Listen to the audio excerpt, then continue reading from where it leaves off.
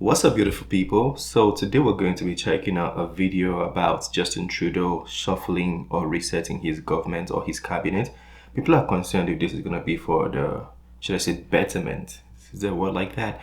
Or for the good of the people? I don't know. Let's hear what they have to say on this one. So let's get to it. All right, Barton, here's what's at issue for a special cabinet shuffle edition. In perhaps the most significant overhaul to his cabinet since 2015, Justin Trudeau has brought 7 new faces to the table and moved more than a dozen ministers into new roles in hopes of bringing new energy to a government now heading into its 8th year. This is a moment where putting forward the strongest possible team with fresh energy and a range of skills that are going to be able to continue the really important work of showing Canadians the positive and ambitious vision for the future that we're so committed to and that I know Canadians need and deserve. I'm really excited about the work we're doing, and quite frankly, we have a huge team in caucus and across the country working really hard to deliver for Canadians in all sorts of great ways. So what do these changes tell us about the state of the Liberal government? Is today enough to reset it and respond to the many criticisms from the opposition? We've convened a special summer edition of At Issue. Let's bring everybody in. Chantal Hébert, Andrew Coyne, and Althea Raj. First of all, thank you all for being here in July. I promised I Why do they all look like they're about to fry Trudeau? wouldn't call, and yet here I am. Let me get sort of your big takeaway on what today was about, or whether you understand what today was about. Chantal, what do you think the government was trying to accomplish, and did it manage to do that today? I'm guessing that it was trying to send a message that it still had this demeanor to be a government that meets challenges. But the only thing that makes this shuffle really significant is the fact that it involves so many people. And in the end, it defeats the purpose, because it kind of sends the message that if you need to replace so many people, maybe something was wrong with the previous cabinet, which means that Prime Minister Trudeau spent most of his press conference trying to address the issue, that he wasn't fixing a really big number of problems. I'm guessing that was not the goal. But if you're looking for something that signals change, a wow factor, and I'm not dissing the people who are coming into cabinet, I think this misses the mark big time. How about you, Andrew? Well, they had several things they wanted to accomplish with this. One was to cut out ministers who had become liabilities to the government, who were handling files like housing, like public safety, like transportation, where they were not only not helping the government's case, they were hurting it, that they had to go. Secondly, they wanted to promote some people who were better communicators, people like Sean Fraser, people like Mark Miller, and bring them along.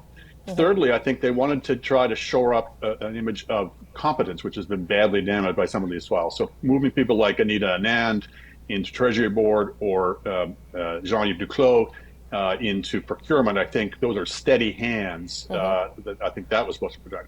But all in all, what you're essentially doing is saying the problems of the government are just about messaging and communications, and not really about substantive direction. And when you look at where they're at in the polls, and that most recent Abacus poll is just damning for them, I think they've got much more fundamental problems than just that. Okay, I'll come back to that, but Althea, give me your view on whether the government accomplished what it wanted to today.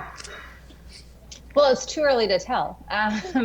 Right now, it could be cosmetic or it could be really meaningful change. I agree with the reasons that Andrew outlined. I'm just not sure that the changes that they made actually accomplished the goals that they told us, or at least whispered in our ears, or government sources speaking anonymously told us just a month ago accomplished. You know, on the one hand, they say they want really strong communicators, and now they have promoted people like Harjit Sajjan or even Seamus O'Regan that are not strong communicators. They want a generational change, and now they have Bill Blair at National Defense. They wanted change, a fresher team, the team that was going to bring them a fourth mandate, a revamped Justin Trudeau 2.0. And yet most of the key senior ministers are still the same people that have been there for years and years and years. So is it cosmetic or is it meaningful? And all the things that the Prime Minister said he wanted to accomplish, that vision starts with him. So, you know, unless you So reshuffle him? Unless he does his job clearly, you know, the ministers may not be able to implement on that vision. Chantal, you want to Good point. Well, I guess the question you ask yourself at this point is this cabinet shuffle a game changer? And if it is it in a positive sense for the government? But why is it now, though? Trudeau's been in power since like 2015. That's how many years now? 8 years. Why is the shuffle now? Is it not too late? Because a lot of people feel like they want to vote for Pierre Poilievre because the country is going in ruins. I mean, those are not my words. These are the words of a lot of you in my comment section. So him doing it now, it might have been too late, because people probably have given up already. Why didn't it happen, I don't know, 5 years ago? Something like that. I think the answer would be no to both questions. There is nothing here. We're not discussing here about someone new and a key portfolio that will do something that will be impressive or will make the government's speech stick to its actual realizations. You're basically keeping, and maybe that's fine.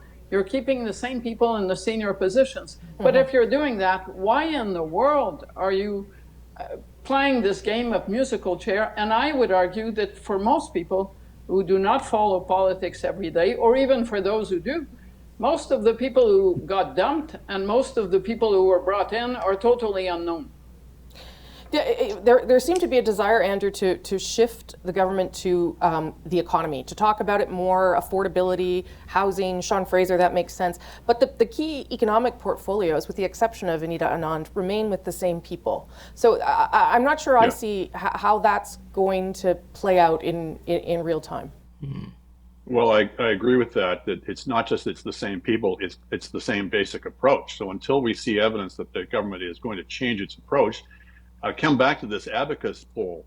The headline was they're 10 points behind the Tories. Well, that's a little worse than some other polls, but not, that could be overcome.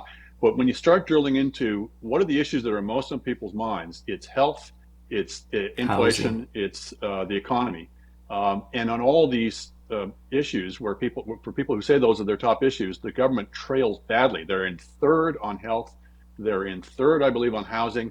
They're in second on the economy, but they're 31 points behind the Conservatives. So if the economy is top of mind for you as a voter, the Liberals are in a lot of trouble. And just having better messaging, but the same messengers, is not going to change that.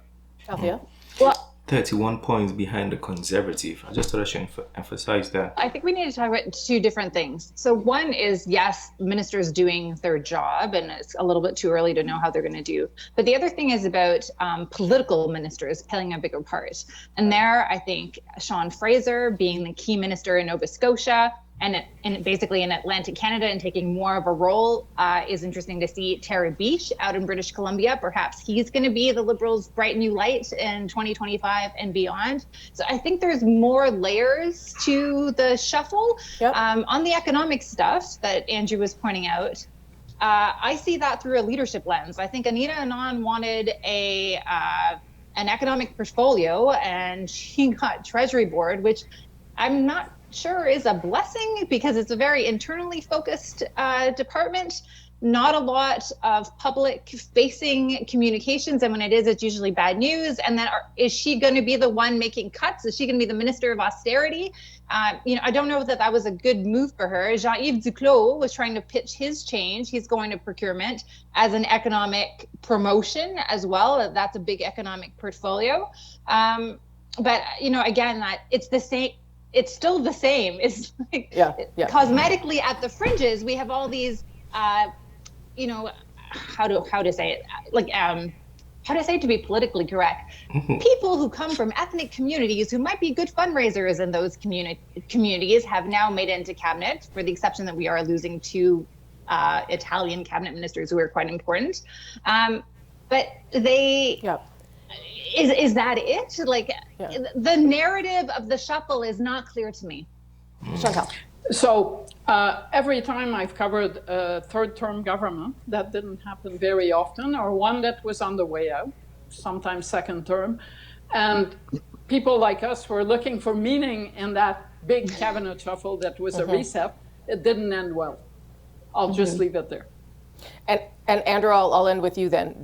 Can a cabinet shuffle help kind bring the change that the government needs when it's facing an issue of fatigue? It could if ministers mattered more, but in Canada, ministers don't matter that much, cabinets don't matter that much. So they're mostly just symbolism and messaging type of devices rather than signaling substantive change. If they want to show change in a policy and change in approach, that's going to have to come from the center, and that's going to require something like a throne speech to really signal that they really get the need to reset policy. But we haven't heard them doing that yet. Althea, on that as well. Can it do what it's supposed to do here, reset the government? It could. I'm just not sure that this is the cabinet shuffle to do that. Okay, we'll leave it there. Thank you again for interrupting your myriad summer activities for me in July. I'll promise. It's crazy that this is what a lot of people are saying, that the cabinet reshuffle won't change anything if the policies are still the same. And the summary of what every one of them just said is the messengers change, but the messaging is the same. Then you basically haven't changed anything or changed a lot. Well, it's still very early too. I mean, it's early in the process, but as far as the decision to change the cabinet, I feel like it's a little bit too late. After 8 years though, you know, it should have happened like a lot earlier, probably like 5 years, 4 years ago or something. Yeah, to change it now. See, they're already behind like 31 points, behind the Conservative by 31 points. Can you recover from that? Is it possible to recover from that?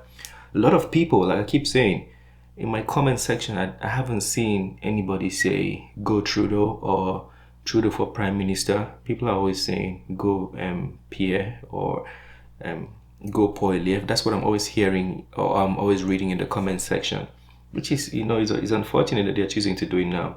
But I don't know. I'm not a political analyst. I don't really, know much about this stuff. I'm just speaking as a common man. So if you want to share and you want to talk to us more about this, feel free to do so. This is the end of this video. Smash the like button, subscribe if you're new to the channel, and I'll see you on the next one. Have a very wonderful day. Peace. I made this bed on my own.